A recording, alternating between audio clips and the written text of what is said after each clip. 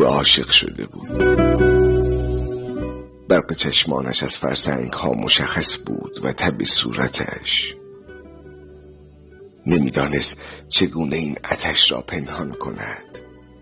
سالها بود آرزویش را می نوشت. سالها با او همزاد شده بود تا اینکه در یک روز بارانی بدون آنکه انتظارش را داشته باشد او آمد. سر همان ایستگاه همیشگی که سالها چشمش به آن صندلی جا مانده بود. آمد با کت و شلواری اتو خورده.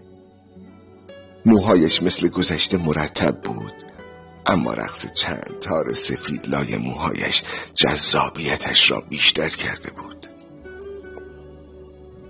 هنوز همان کیف چرمش در دستانش بود. محبوب دستانش را جلوی دهانش گرفت و آرام در دلش فریاد کشید. باور نداشت بعد 10 سال او را می‌بیند. آیا سعید او را می‌شناسد؟ آیا خاطره آشناییشان را به یاد دارد؟ آیا لرزش دستان محبوب را در دستانش به خاطر دارد؟